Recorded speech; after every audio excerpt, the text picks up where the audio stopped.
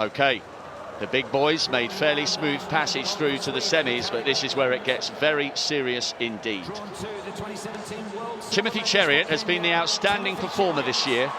World silver medalist, African silver medalist, Commonwealth silver medalist. Is this his year where it all turns gold? It has been so far. Phillip Ingebrigtsen got a bronze 2 years ago. Some say the European champion over cross-country is a little lucky to be in this. Dished out a punch at the bell in the heat, but he is here. Makhloufi, Olympic champion back in 2012. Tadesse Lemi, pushed and reinstated. Good to see him here. McSwain's running well. Neil Gurley came through a tough heat for Great Britain. Gomez, European indoor bronze. Engels sporting the mullet. He's got an unbelievably quick finish, so watch for him if it gets tasty on the last lap. And Ben Blankenship, who's got a massive mane of hair. He's got it all tied up. And Ayanli Suleiman, world indoor champion 5 years ago, back to form. He's a sub-3:30 man at his very best. Chariot, Ingebrigtsen, Lemi, Craig Engels, Suleiman. But the favourite here will be Timothy Chariot. You can always spot Chariot because he's got a very distinctive forward-leaning style, and he'll want to keep out of trouble here in the first of two semi-finals for the men's 15. Well, there's never an easy passage through to a final, and my goodness me, that's absolutely the case with this field. Only the first five will go through. Craig Engels and Ben Blankenship following the early pace being set by Timothy Chariot. And Jenny, Chariot has been phenomenal this year. It really feels like he's stepped out of the shadow of the defending champion, Elijah Manangoi, his good friend, who's injured and can't compete. Yeah, he's only lost one race this year, and that was till Mangwai. Interesting to see that he's just got himself to the front here. It did start quite quick, but we can see very reminiscent of the semi-finals that we've seen in other events so far. This one slowed. Chariot bossing things. Engels with the mullet in second. The Swede, Kalle Berglund, who made the semis 2 years ago, he's coming up onto the shoulder of Gurley of Great Britain. No move yet from the Ethiopian. He's stuck in the pack, along with Ingebrigtsen. And can you believe it, the same two men, Lemi and Ingebrigtsen, just clashed heels once again. Chariot's not really doing much here, but at least, Jenny, the favourite is actually staying out of trouble. Yeah, it's important not to get yourself, you know, too tightly packed. And 3 years ago at Rio Olympics, Matt Centrovic, it was a really slow time, but he won that Olympic title, and he did it this way. He put himself at the front, he made sure that he had enough space to win, and that was such a surprise win for the American, but Chariot seems to be using a really similar tactic here. Well, you can feel it getting a little tenser down there. Lemi coming wide on the outside. It's still Chariot leading. Ingebrigtsen is now right there on his shoulder. Engels is tucked in on the curb. Suleiman's run a canny race so far. He's on the outside, and as has been the case throughout the championships, huge contingent of Ethiopians and Kenyans over on that far side. Mile, Kameli almost running in lane 4. They're all beginning to sense that positioning come the last lap, as the Frenchman moves up onto the shoulder of the Kenyan. Positioning now is absolutely crucial. This is going to turn into a real burn-up. Yeah, really interesting there. Chariot would not surrender the lead there when Melee came up to him. He's really trying to dominate and dictate this pace. Very, very slow. Just around about 2 minutes at 800 metres. This is going to be a big last 400. They take the bell in the first of two semi-finals in the men's 1500 metres. Picture on the right, that's the men going in the second semi-final. They're watching. Timothy Chariot leads. Ingebrigtsen is second. Suleiman and Gurley running well on the inside. Mile has just begun to struggle now as Makhloufi starts to make a run on the outside, the former Olympic champion. But Phillip Ingebrigtsen, the bronze medalist from 2 years ago, and Timothy Chariot, the silver medalist, making sure they're ready to strike, and Makhloufi looks good. Watch for the mullet sporting Craig Engels coming wide on the outside. He won the US champs with a last lap of 51.9. Chariot's running well here, so too Makhloufi. On the inside, it's Gurley and Ingebrigtsen. Well, this is such a good run from Timothy Chariot. Chariot's there, so too Gurley, Craig Engels, McCloughy, and maybe Berglund of Sweden making a late run on the outside. But what we can say is that Timothy Chariot bossed a very competitive semi-final from start to finish, and it wasn't particularly quick, but he was the one who set the agenda. He held the inside line. He's barely out of breath, and that was a very, very impressive run. His confidence shone through that race. Yeah, he dominated that semi-final. I was just looking in the last 100 metres. Everybody else was all out, but he was looking to his left, he was looking to his right. McCloughy, of course, really great finisher there in second place. Neil Gawley from Great Britain, he'll be delighted to take his place in that final that's coming up in 2 nights' time. Yes, he's just seen the information. Really close on the line. But Phillip Ingebrigtsen, he looked outside of that top 5 and it was very, very slow. Yes, I think he was the one who lost his position on the inside. Watch Ingebrigtsen. At the moment, he's on the curb and he's boxed. And watch the way Gurley, they look fairly identical in terms of the national strips, but Phillip Ingebrigtsen is the one nearest to the curb. He's now into 5th, but it's the Swede coming wide on the outside who denied him, and Phillip Ingebrigtsen was in a dip on the line with Ben Blankenship, so he's going to have to wait to see what happens come the second semi-final. What I thought it was the Swede. Watch the ground he makes up in the last 20. Yeah, he's really driving those arms, isn't he? But look at Chariot. He's just coasting. He looks like he's just come for a little canter. I think, looking at these pictures, the way that we saw him arrive here, he's done amazing on the Diamond League circuit. He looked good in the heat. He looked even more impressive in the semi-final. I think he's a big, big favourite for this final in 48 hours' time. 3:36.98, Blankenship's time in 6th. 3:37 on the nose, Phillip Ingebrigtsen. They are the 2 non-automatic qualifiers at the moment. That was Gurley's thumbs up. He's been pin sharp tactically in the heats and the semi. He's come through a massive semi-final there.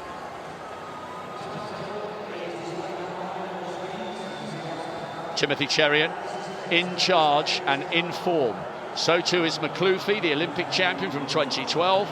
Engels made it through, and Berglund with his late dash for the line means Blankenship and Ingebrigtsen will have to wait and see.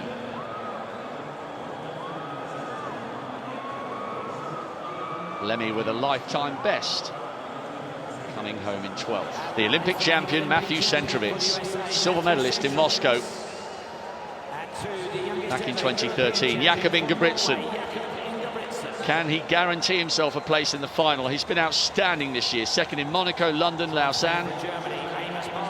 Bartelsmeyer. Josh Kerr, he's down to 3:33 this season. Musagala is the 3rd fastest in the world this year. 3:30. Brilliant performances from him this season. The Ugandan is in the shape of his life. Responding to the crowd. Matthew Ramsden, the Oceanian champion. Samuel Tafero is the world indoor champion and world indoor record holder. Won the London Diamond Mile. When he gets it right, he is absolutely pin sharp. Lopez has been around a while. Jake Whiteman, that's his dad on the PA duties. Jake got a bronze in the Commonwealths and the Europeans. Ronald Quemoy just going through shot. Lewandowski, double European indoor champion over the 15. And Abdulati Agida, world indoor champion in Istanbul in 2012. Gosh, was that really 7 years ago? And got a bronze back in 2012 and in Beijing 4 years ago. Jakob Ingebrigtsen hoping to guarantee himself a place in the final. His brother Philip is one of the 2 non-automatic qualifiers from the first semi-final.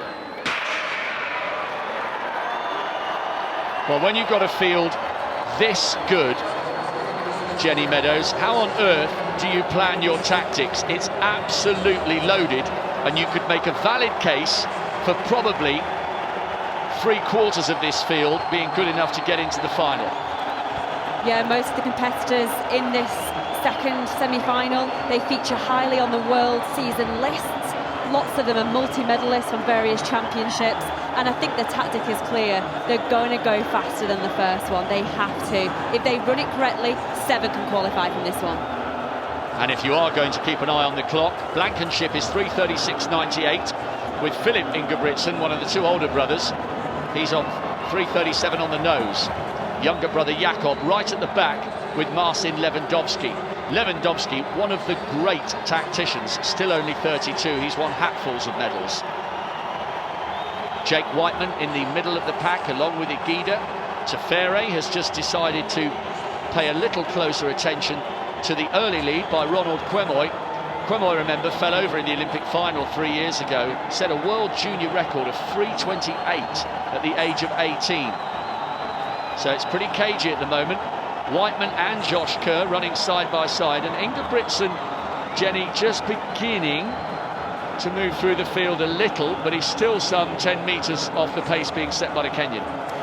Yeah, everyone's keeping their cards pretty close to the chest at the moment. 59 seconds through that first 400, almost identical to the first semi-final. What maturity this 19-year-old has. I don't think he got his tactics wrong in the 5,000. A fantastic title defence by Mukhtar Idris. Jakob Ingebrigtsen hit the front with 400 to go and was leading at this very stage on the last lap. He was just run out of it. It was a brilliant race over 12.5, it really was. So his aspirations for a medal come down to the shorter race, and you can argue either way which one he's best at.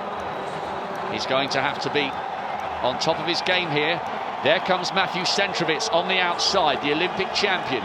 Ingebrigtsen now up onto Musagala's shoulder. Igida beginning to queue up, and Jake Whiteman almost having to run in lane 3 to make sure he's not boxed. Watch for Igida as well. He's running widest of all, very tactically aware, and don't rule out Lewandowski on the last lap. He's got a ridiculously quick sprint. This could be very fast. They take the bell in the second semi-final of the men's 1500 metres. Abdelati Igida, the World Championship and Olympic bronze medalist, up onto Ronald Quemoy's shoulder. Centrovitz is there, the Olympic champion. Jake Whiteman's running a really smart race, staying wide on the outside. Josh Kerr, the other Briton, jostling some elbows, trying to get himself in position to strike. And Lewandowski now not leaving it to the last 100 metres. He suddenly comes up onto the shoulder of Quemoy, and Igida finds himself boxed. Whiteman on his outside. We might get 7 from this, but it's not certain. 5 guaranteed. Quemoy on the inside. Josh Kerr, Jake Whiteman coming wide. Centrovitz trying to ensure he finishes in the top 5. Good running here. Jakob Ingebrigtsen's on the inside. So, Ingebrigtsen will be there, Lewandowski will be there, Quemoy will be there. It got very tight. I think Josh Kerr might have got one of the spots. Jake Whiteman might have to wait to see if he gets one of those 2 non-automatic spots, but it's going to be very, very tight because it was almost exactly the same time as the first semi-final. Great running from Lewandowski. How many times have we seen this brilliant pole get it right exactly when it matters? Yeah, he's been getting it right for a long, long time. Former 800-metre runner, European champion, back in Barcelona 2010. And it's so difficult to keep performing at this level for such a long time. He's been doing that for a decade now as Lewandowski. But he's so experienced, he knew at this point he couldn't wait till the last 100 metres. He got himself in a position down that back straight. Just watching the face of Jake Whiteman saying, please, please. Hispashir came through for 5th. Centrovitz will be there, the Olympic champion. Now that means that Ingebrigtsen won't be there. And Whiteman gets the second of the non-automatic qualifier places by just over 1/10 of a second. My goodness me, he left that very, very late.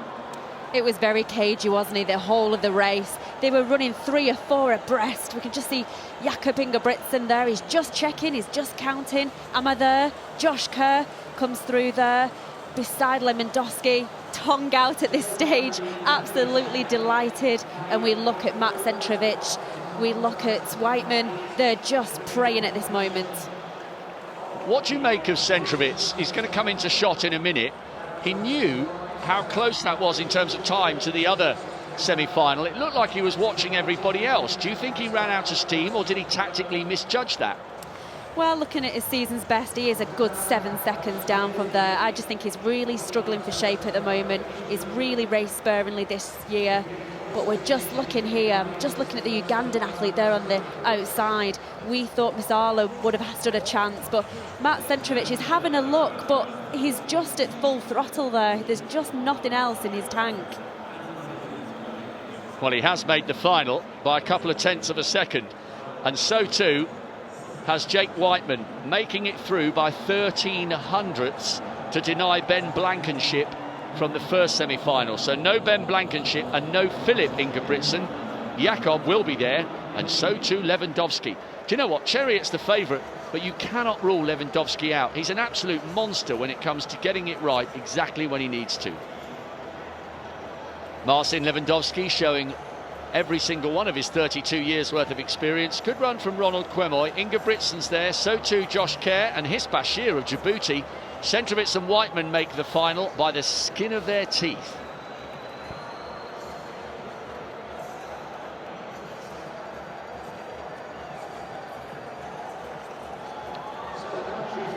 That final will be coming up on Sunday, along with the men's 10. And I think the final of the women's sprint hurdles. Those are the last 3 individual titles to be contested. I still think Timothy Chariot will be the favourite for that one, but Lewandowski's got great tactical awareness. Jakob Ingebrigtsen's the second fastest in history. McLuffy, a former Olympic champion. Craig Engels, the American, has got a fantastic sprint finish. And Matt Centrovich and Jake Whiteman complete the lineup, so we'll have the reigning Olympic champion as well as the former Olympic champion. Should be quite a race.